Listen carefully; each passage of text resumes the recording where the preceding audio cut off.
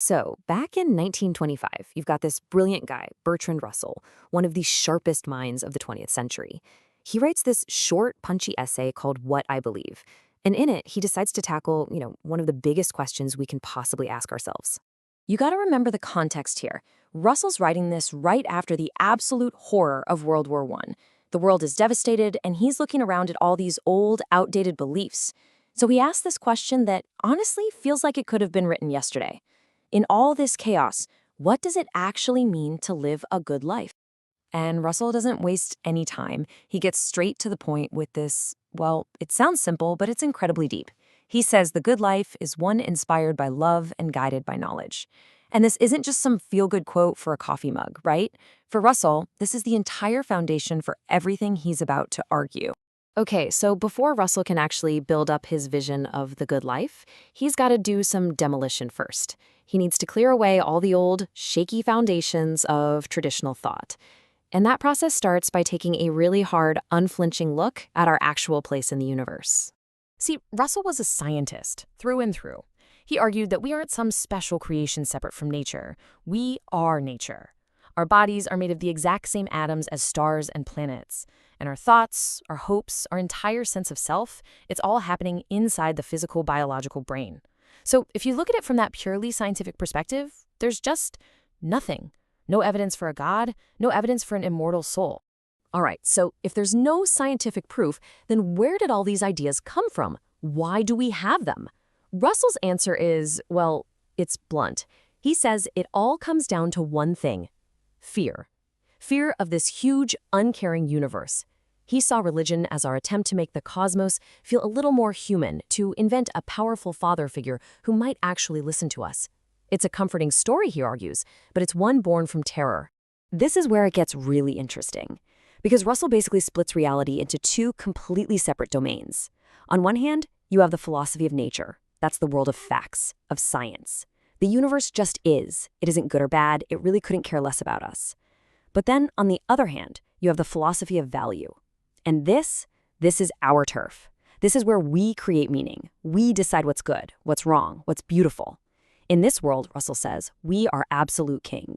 Okay, so if we're the ones in charge of what's good and bad, then we have a huge responsibility, right? We need to create a moral code that actually works. And this is where Russell really goes on the attack. He argues that most traditional morality, the stuff based on superstition, it often does the complete opposite. It makes things worse. And man, he does not pull any punches here. He points to these moral rules that have no logical basis and just create endless suffering. He talks about things like banning birth control, calling it a fiendish cruelty that just leads to poverty and misery.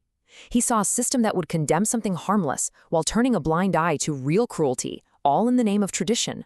For Russell, the bottom line was simple. Does this rule actually make people's lives better? If not, get rid of it. All right, so we've seen Russell tear everything down. Now, he starts to build something new in its place. He begins to lay the foundation for a whole new way of living, and it's all based on those two big ideas we started with. So let's start with that first pillar, love. For Russell, this isn't some mushy, vague idea. He says it's made of two very specific things. First, there's delight. That's the pure joy you get from experiencing something, appreciating a person, a work of art, whatever. Then there's benevolence, and that's the active, genuine desire for someone else to be happy and well. And for Russell, real, complete love, it's when you have both of those things working together.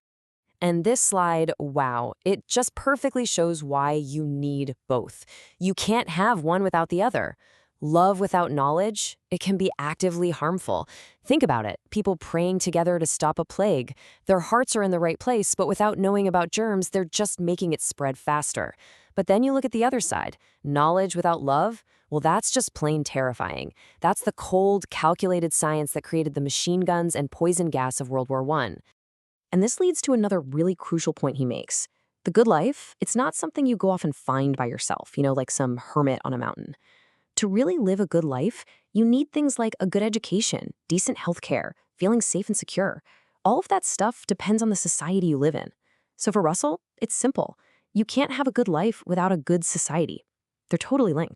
So the big question is, how do we actually build that good society? For Russell, the answer was clear.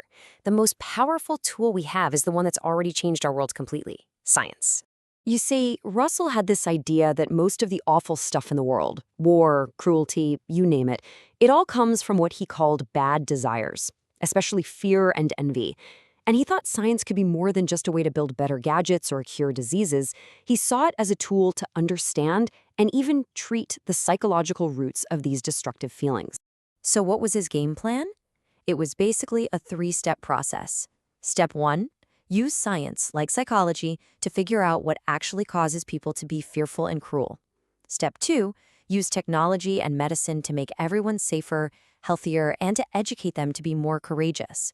And finally, step 3, build a society that's all about cooperation and helping each other thrive, not one that pits us against each other in fear.